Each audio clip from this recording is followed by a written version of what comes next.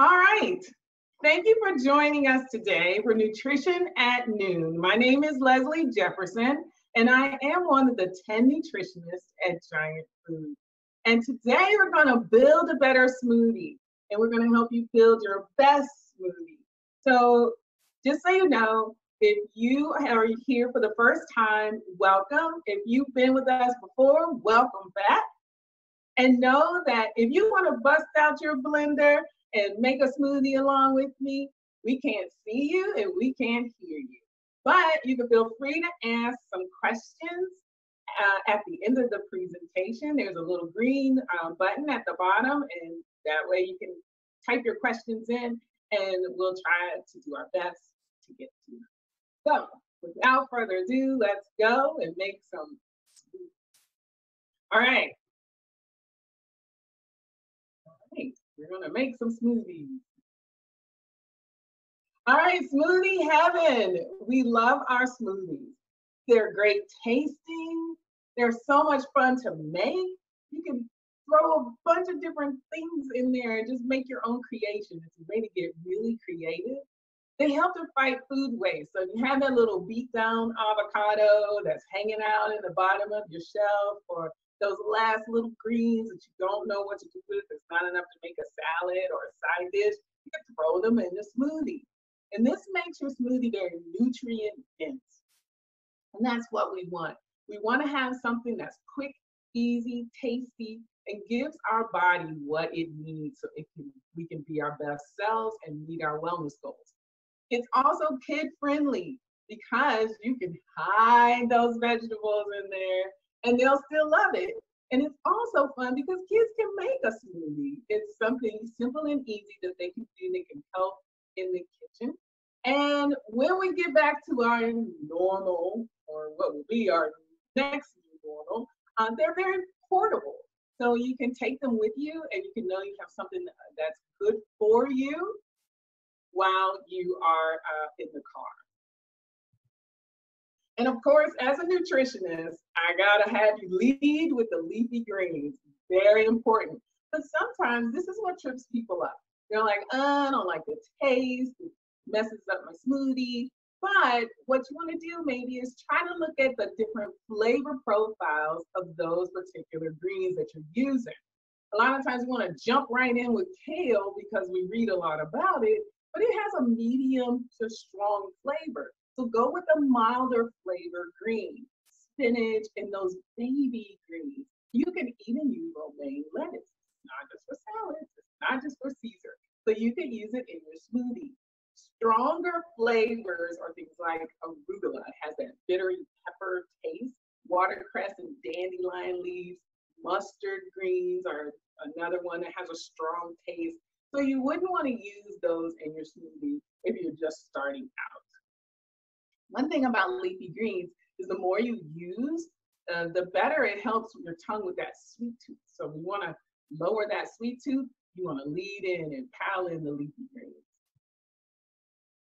And of course, as a nutritionist, I want you to add even more vegetables to your smoothie because these vegetables offer prebiotics. And prebiotics help feed your gut and help support your gut microbiota, and they create a good environment. Probiotics come in after the fact. So we want to start out with good prebiotics in the gut. It helps with immunity, helps with wellness, it helps with blood sugar, it helps with weight loss. We want to have good prebiotics in our gut.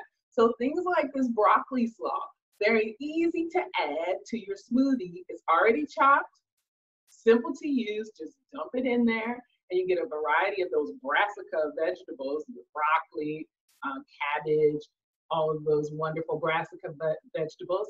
And it helps you with other items too. You can throw it in a soup later on if you want to. Also, steamed vegetables, I want to skip there because that's helpful if you're just starting out on a wellness journey.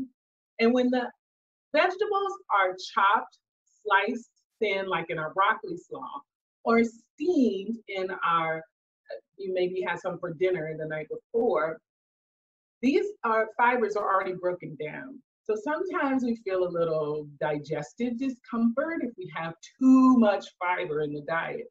That's one of the benefits of having vegetables in your smoothie. It adds to the fiber in your diet, but if you get too much, it can cause you to be a little gassy. So having some steamed vegetables or some sliced vegetables in your finely sliced vegetables will help in the blending process to break down those fibers even more. You gotta have a supporting cast with your smoothie. So we gotta have some liquids and we need some protein. So we all know that milk is one of the primary liquids used in a smoothie, but you can also use some flavored waters or maybe even a tasty fruity tea. That can help with your smoothie. Also, non-dairy milks are great. We just want to make sure that our non-dairy milks are unsweetened and maybe they can have a flavor. That would be great. Anything to help boost the flavor profile of your smoothie. That's the beauty of it. It is all yours and it's what you like to have in your smoothie, and the flavor profiles are things you create. So for our proteins, we have nut butters and nuts, yogurts, and we have different types of powders. We have whey powder, you can have hemp powder, pea powder, and then also silken tofu. That's a great way to get a good consistency to your smoothie, and it also adds good nutrition. If you do use nuts, you want to make sure you have a powerful blade and motor in your blender, because the nuts can be hard to get smooth. So you don't want those chunky bits in your smoothie unless you like it that way.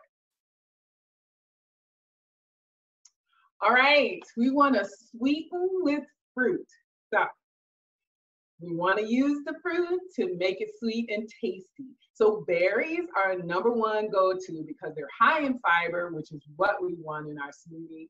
And we have bananas. They are also a good fruit to use because they provide a good base for a lot of smoothies. Mango is fantastic. And our old friend avocado.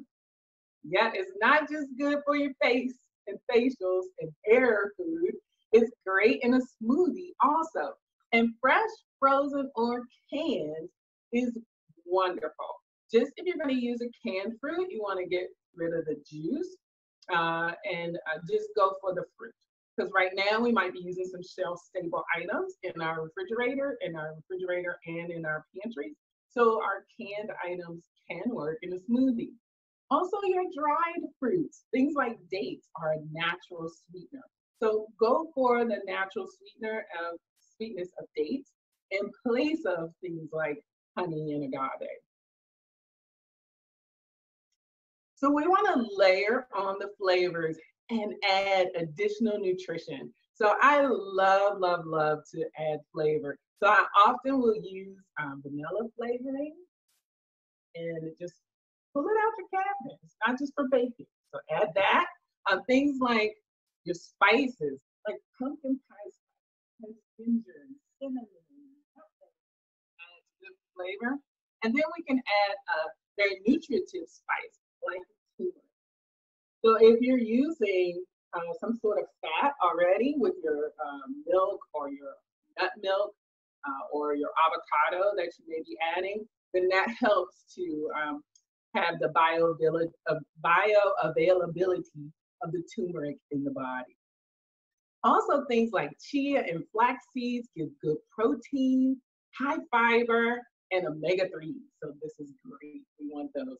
And sometimes we'll see super greens. So it might have chlorella or spirulina, wheatgrass. Those types of items are good to boost your immune system and keep down oxidative stress in the body.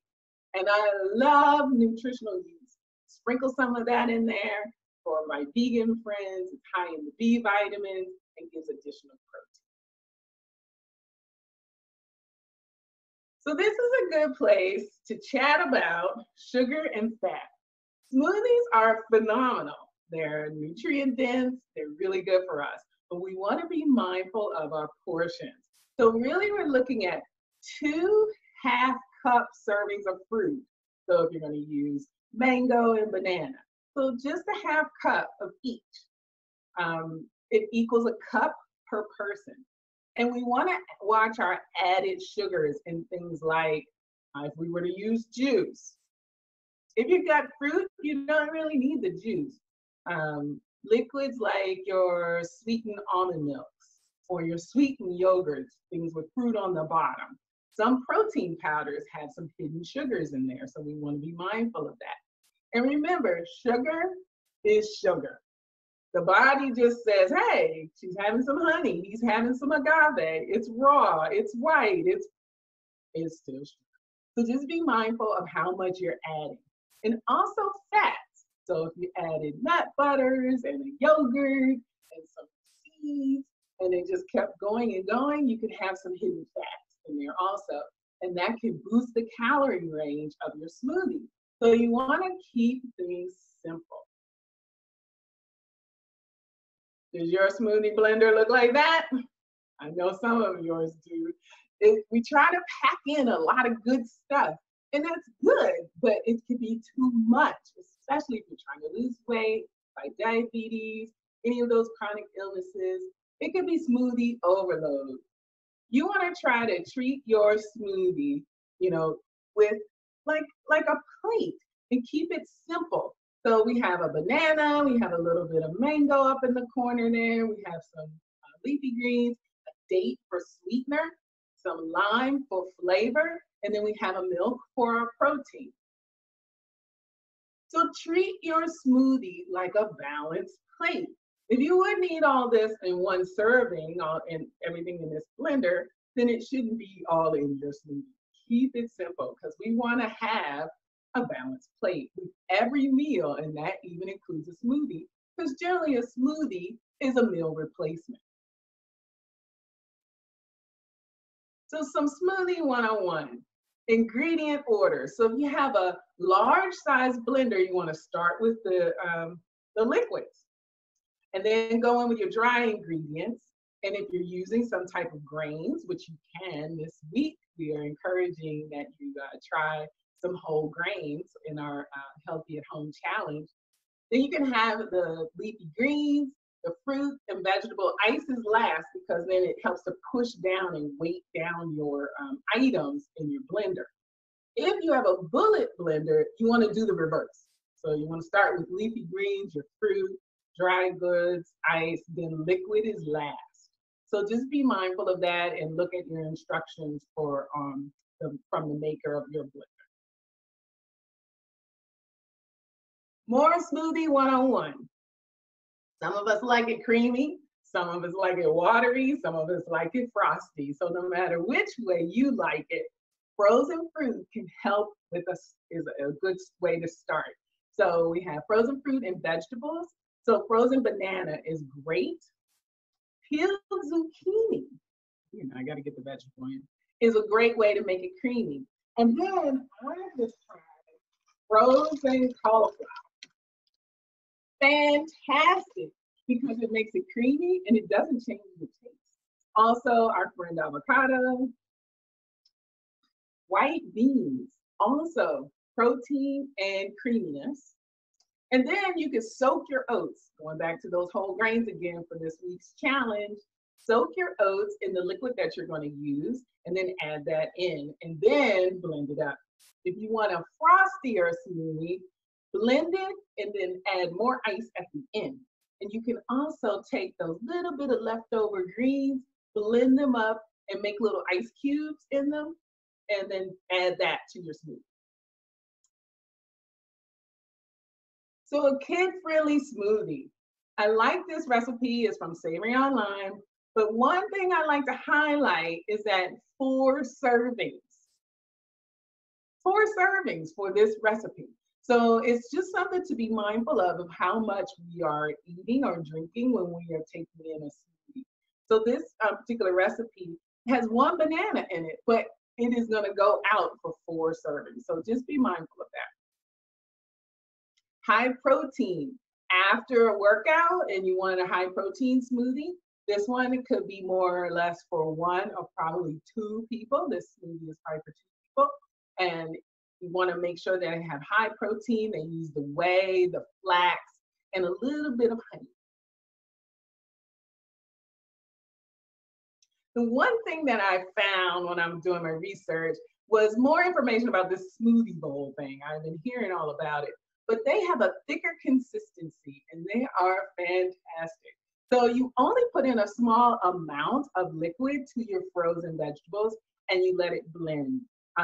Then you add toppings on top of the smoothie. So you have a very basic base and then you add your toppings on top. So everything isn't all blended in. So for people that don't want to drink all of that, it's a great way to have something instead of oatmeal in the morning. Fun for kids, get creative with it. And then you can take it down another notch and just use the fruit. So if you just have fruit, you can make a nice cream. So that's just, in this particular case, it's another savory recipe. Ripe bananas and strawberries. Blend it together. So you put your bananas in, let them blend, and then you slowly add in the strawberries to make it a really nice creamy consistency. And it's a substitute for ice cream. It's good. I tried it. So get creative and enjoy your smoothie. I mean, when I was doing my research, I was just floored by what people were doing. These things are beautiful. They make you want to eat. And again, you get that nutrient density, and you can also have a savory smoothie. Think about V8 juice. So you can make it savory if you like. I did try to make my attempt at a beautiful smoothie. Probably can't see my chia seeds in there, but I tried to make a pretty smoothie. I'm going to eat it after we're done here. But thanks for joining me. And if you haven't already, Jillian got her smoothie on. Join us for our Healthy at Home challenge. And we're happy to post all your photos. This week is week 3, and we are asking you to have a whole grain and to find a new fitness class online.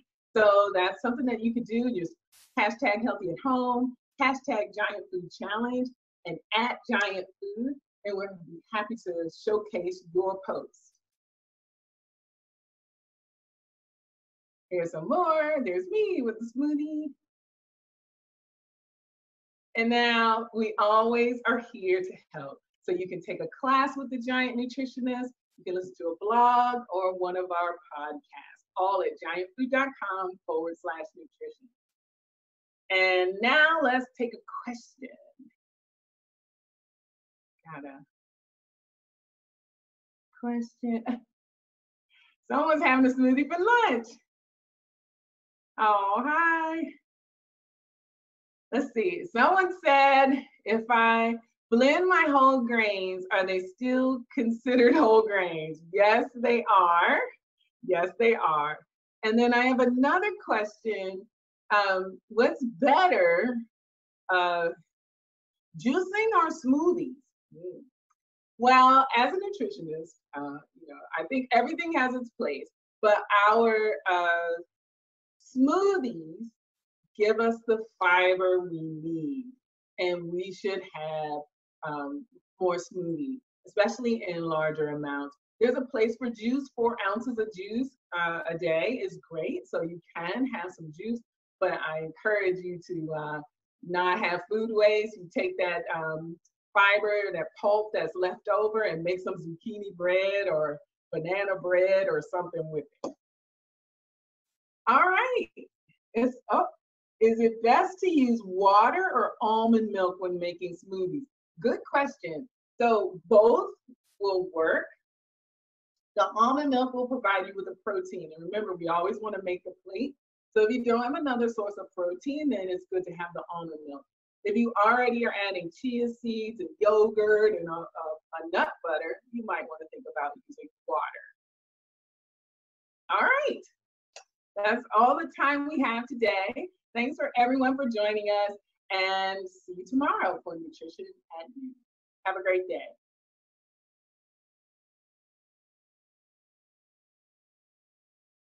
Oh, slides. Oh, sorry. Slides are for, yes, you can see them at the end. Same.